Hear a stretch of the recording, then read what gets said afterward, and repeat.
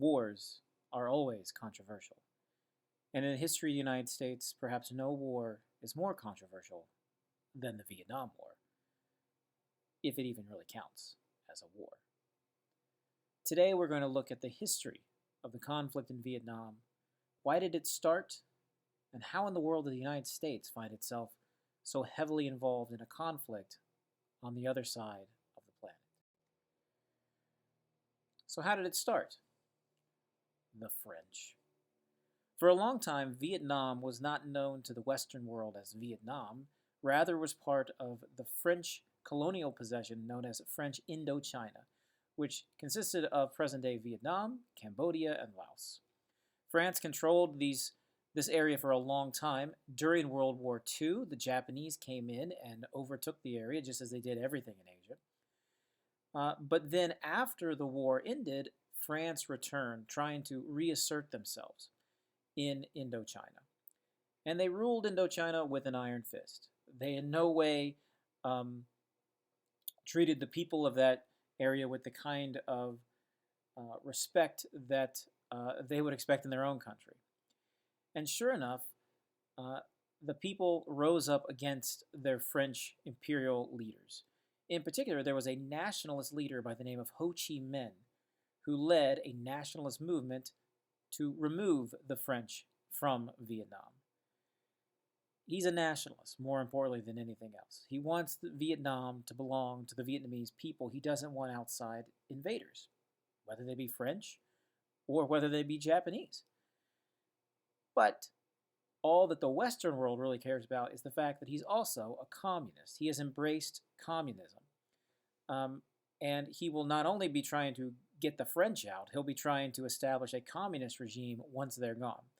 He creates an organization known as the Viet Minh, who begin launching a guerrilla war against the French army, and they are supported by the Soviet Union. Now, the United States, we got a kind of a problem here, because number one, we believe, theoretically, that countries should have self-determination, that they shouldn't be ruled by colonial overlords. After all, the United States itself was once a colonial possession. But on the other hand, the United States really wants to keep France as an ally in our ongoing Cold War against communism. This is just after World War II, less than a decade afterward, and we're trying to help our French friends out. And so we try to support them. And President Truman vowed to help the French keep Vietnam to prevent communism from spreading there. And so over the course of several years, we send billions of dollars in aid to support the French. Now, why do we care so much about Vietnam? Well, it all goes back to something known as the Domino Theory. The Domino Theory says that if one country were to fall to communism, then just like a row of dominoes, every other small country around them would fall. And so the way to stop the spread of communism in Asia was to stop the first place where communism was going to spread. And we saw what happened in China. Communism took over there, and the United States has decided they're not going to allow for communism to go anyplace else. But as it turns out, it didn't matter what the United States thought. At the Battle of Dien Bien Phu, the Viet Minh finally defeated the French in a stunning victory and forced the French to the negotiating table. The Geneva Conference, held later that year in 1954, temporarily divided Vietnam along the 17th parallel. North Vietnam would be a communist government, and South Vietnam would be anti-communist. Not necessarily democratic, but anti-communist. In the eyes of the United States of America, that's good enough. This is very similar to what happened in Korea, of course, a few years earlier. The North is communist, the South is not. Elections were scheduled to be held in order to reunify the country, but it became very clear that the leaders in the South did not have any popular support, and so those elections never happened. And the United States of America basically takes over responsibility for South Vietnam.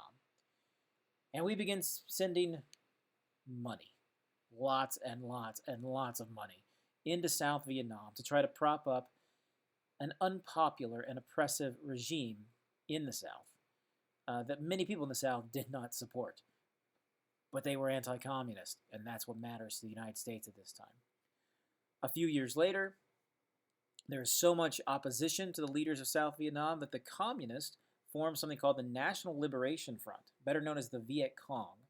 These are Vietnamese communist guerrilla fighters in the South trying to overthrow the regime in the South.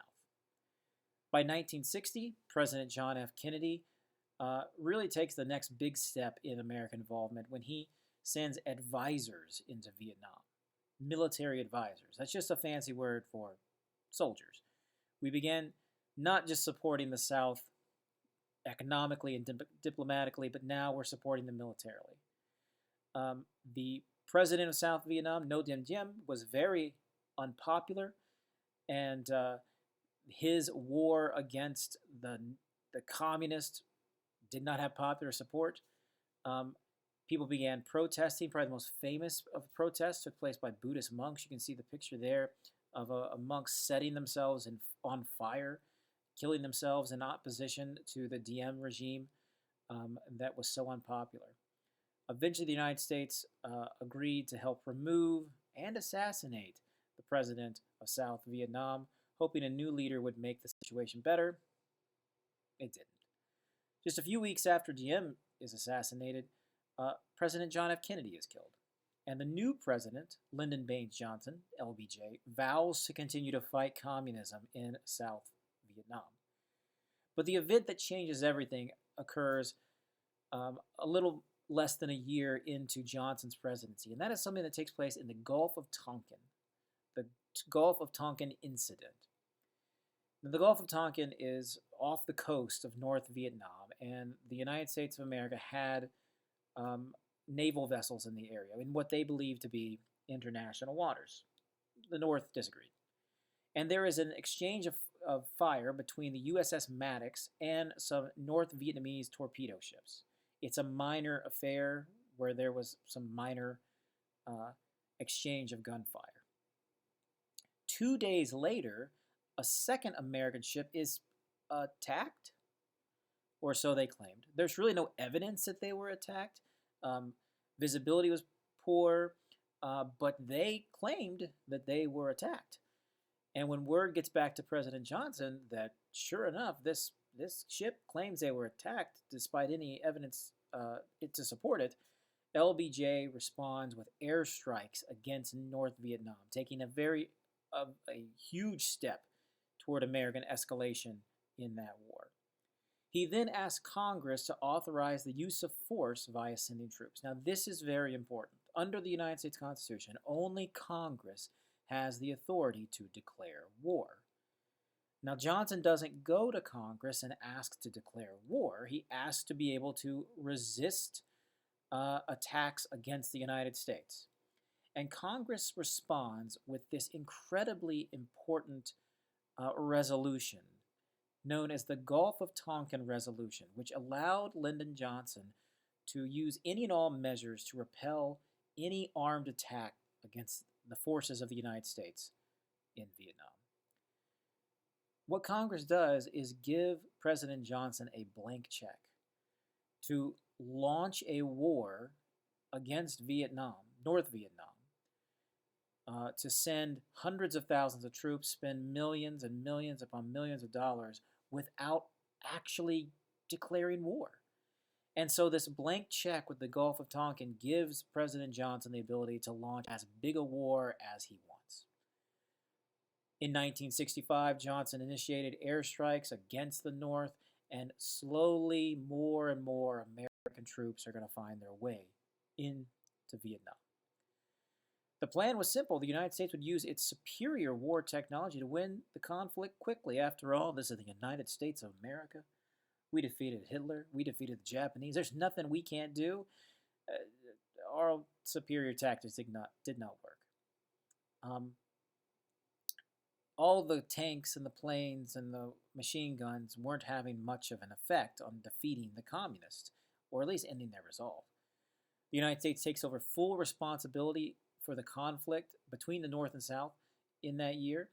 By the end of 1965, there's 180,000 American troops in Vietnam. And it doesn't seem to be enough. By 1968, there's more than 500,000 American troops in Vietnam.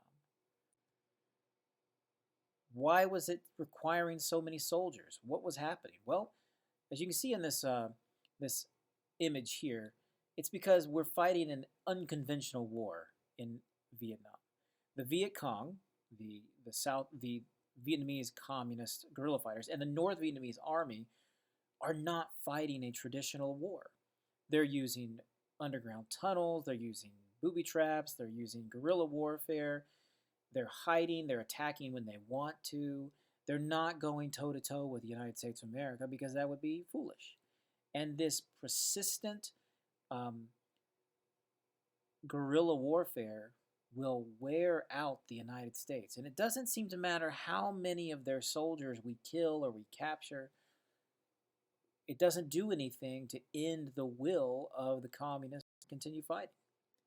The soldiers, the Viet Cong and the North Vietnamese, they travel quickly and quietly with little gear. They are not carrying around the massive amounts of ammunition and supplies like our soldiers were. They would attack suddenly and then they'd run back into the jungle. They would set booby traps that would cause American soldiers to stumble into danger or fall into a hole that was um, filled with spikes or landmines or any number of terrible, terrible, unconventional warfare. And as the war went on and on and on and on, there was a need for more and more American soldiers. And so we reinstituted the draft. And many young Americans did not really want to go fight in Vietnam. They didn't see how this war helped them. And they didn't see any progress happening because even though the body count showed that the United States was winning, the war was no closer to being over. And more and more and more Americans are going to be drafted and sent over there. And of course, it strains America's economy. I don't know if you know this or not, but wars are really, really, really, really, really, really, really, really tremendously expensive. And that money's got to come from someplace. And one of the places that it came from was from domestic programs, many of which President Johnson cared so much about as part of his great society that was trying to do a lot of good here at home. They lacked the funds they needed because they were sending money toward the war in Vietnam. And of course, by 1968, we have got 500,000 troops in country. There are 36,000 Americans dead, tens of thousands more Vietnamese dead, of course, and we're no closer to winning. And throughout the country, and in particular in the Democratic Party, which of course is President Johnson's party, two groups kind of rise up. Number one are the Doves. Doves are individuals who protested the war. These are generally liberal politicians, but also students who did not, who quite often were going to be drafted if they were of age, civil rights leaders and other people who did not support President Johnson's war. And there are the Hawks, people who did support President Johnson's war. Generally, these were conservatives. A lot of them were conservative Democrats, but also Republicans. And they believed the United States needed to continue the course, stay the course. If we're going to win the Cold War, we cannot allow the United States to cut and run out of this country, Vietnam. What a massive victory that would be for the communists. And so that's where we're going to leave it right now. 1968. The war has reached its height. We know now why we're involved. We know now that we're sending hundreds of thousands of troops and we don't seem to be winning. And we can see in the United States, ideological lines are being drawn. And there is a war being fought at home between those who support the war in Vietnam and those who do